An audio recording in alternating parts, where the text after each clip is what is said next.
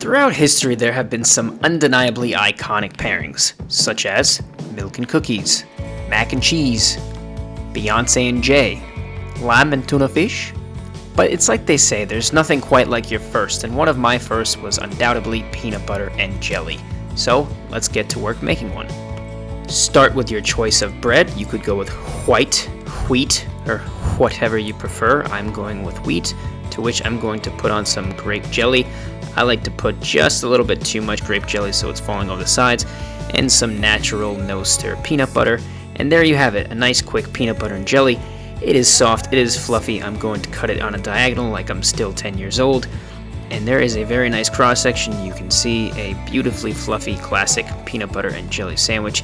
Just the perfect pairing, the sweetness of the jelly, the creaminess of the peanut butter, and I like to have mine with a nice tall glass of almond milk, and I'm ready to go. Biting into this sucker, it is absolutely delicious. It's been a long time since I've had a PB&J, and this has really taken me back. But it made me think, there aren't too many variations on a classic peanut butter and jelly sandwich. I can't really think of any other ways that I've had it, so I wanted to get creative and think of something that I could do to update this classic with a modern twist. So naturally, with my weird brain, I thought, what if the peanut butter and jelly was already inside of the bread? Interesting. So I looked up a recipe for classic white bread, and I found a really good one on cookingclassy.com, which I will share in the details. We start with salt, yeast, butter, and this actually is a fake butter substitute, but worked just as well, a little bit of milk for flavor and texture, warm water, and yes, we do want warm for our yeast, a decent amount of sugar, and flour. I'm going with bread flour because we're making bread, but all-purpose would work. So let's start with our warm water, to which we're going to add our yeast. If you're using instant yeast, you don't have to give it time to proof. If you're using regular yeast, you would have to give it at least 5 to 10 minutes. But then let's give it our sugar, our milk, our butter, throw everything in the bowl, and now our flour. I'm starting out with just half, just to get it mixed, but you could do the whole thing. It's just easier to mix with only half of it.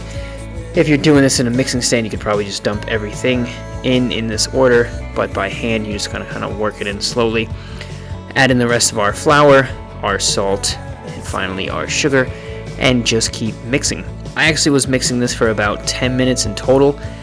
You start out in the bowl and it kind of forms into a dough kind of shape, and it gets much easier, and then you can just put it on your work surface.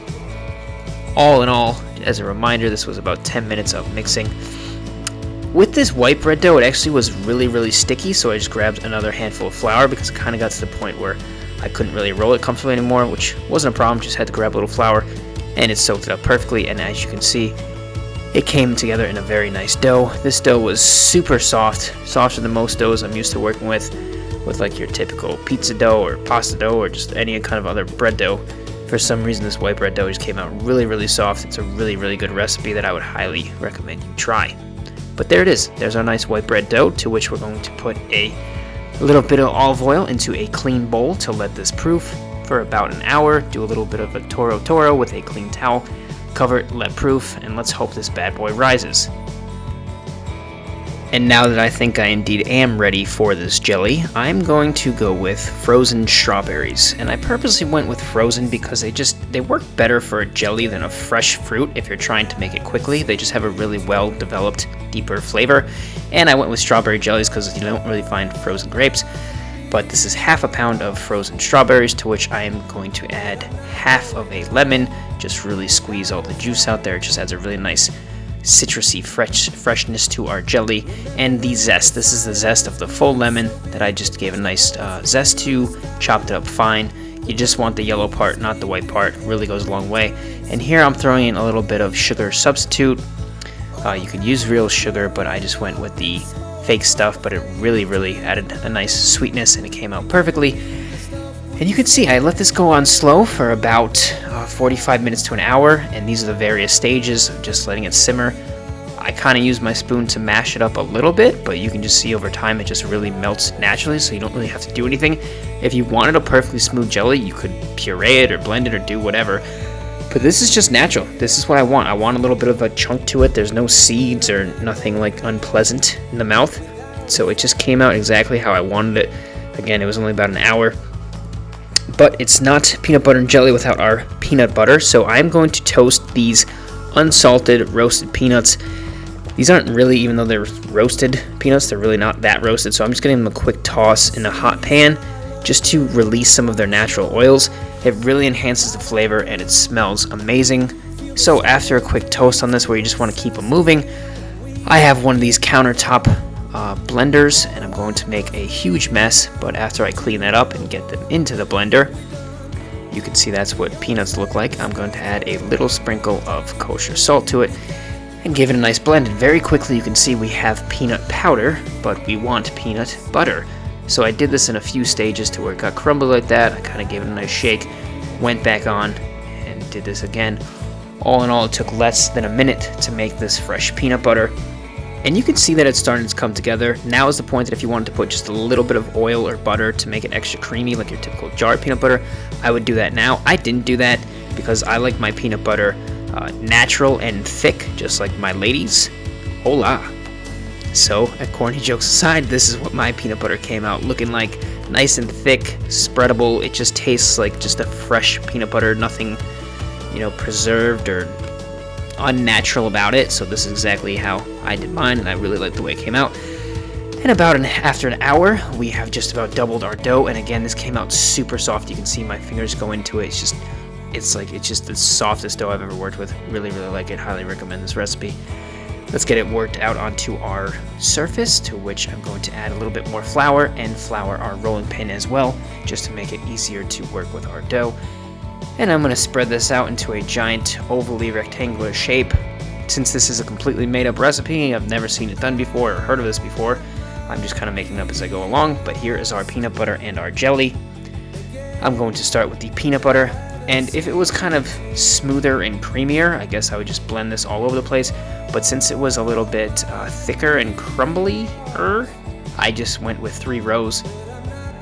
Again, I was making this up as I went along, so I figured let me just do 3 even rows of this, and it kind of was like peanut butter glue. It just stuck to the dough perfectly, and I did 3 even rows on this. And then it was time for the jelly, to which I did 2 even rows in between.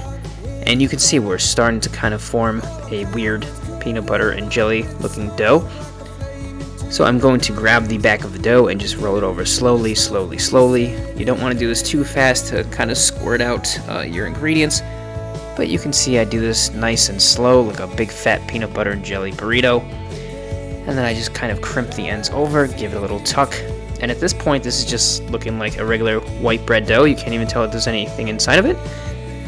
And this is exactly what a normal bread dough would look like. So let's throw it in a bread pan, to which I'm going to spray a little bit of oil so it doesn't stick. It looked like it was a little bit too big, but don't panic if it looks that way. Just kind of use your fingers to mold it in there, and this actually worked out perfectly. We're going to let this sit in the pan for about another half hour to let it just proof up a little bit more. I wasn't sure if it was even going to proof with the peanut butter and jelly inside of it, but it actually did, which I will show you momentarily. Again, you can see I have no idea if this is going to work or not, but I will struggle with the plastic wrap, cover it to let it proof for a little bit, and about after a half hour, you can see it definitely did proof, which was a nice surprise. And this bad boy is ready for the oven. The recipe called for 350 for about 25 to 40 minutes, if I recall. And after about 20 minutes, I could see this guy looked done. You can see it had a nice crust on the outside. It really puffed up very nice. It was starting to smell great. But I didn't account for the peanut butter and the jelly inside. So you're going to see I'm about to have an epic fail, and I don't even know it. But have no fear, we would turn this around. But before we get to that, I just was so proud of it that I put on a little bit more of this fake butter stuff. It gave it a really nice sheen to it, made it look like nice and shiny and just a really good loaf of bread. But after I cut it, it was raw in the middle, which really sucked. So I threw it back in the oven for about another 20 minutes. So on all, I would say 350 for about 45 minutes to an hour. If you're not sure, just use a thermometer. I think you want to hit about 160 internally, or you can just use the toothpick, and if it comes out clean, you're good to go. But this one was good to go, and you can see this weird creation of mine actually came out looking really cool in my opinion. You can see there's some swirls of peanut butter and jelly together. There's independent pockets of peanut butter and then pockets of jelly. The outside looks really crisp, the inside looks really soft, and I was very curious to see what this would taste like. Not gonna lie, I was a little bit scared at first to see if I just wasted all this time for something that didn't taste good, and even after the first bite, I still wasn't sure how I felt about it. But then after the second and third bite, it was actually super addictive. I can't even describe it. Some bites are like eating a peanut butter and jelly sandwich, just like a really good gourmet one. And then some bites were almost like a peanut butter and jelly cake. It kind of like is like peanut butter and jelly sandwich meets cinnamon roll meets cake. Yeah, I can't describe it, but if you like peanut butter and jelly, I highly suggest this. If you love peanut butter and jelly, definitely do this. The next morning I toasted it with coffee, and it was actually amazing, and it was super addictive, and this was quickly gone. So again, if you're a peanut butter and jelly enthusiast like me, or you just have some time to kill and are bored, I highly recommend this recipe. It will not disappoint. Let's call it peanut butter and jelly swirl loaf cake something.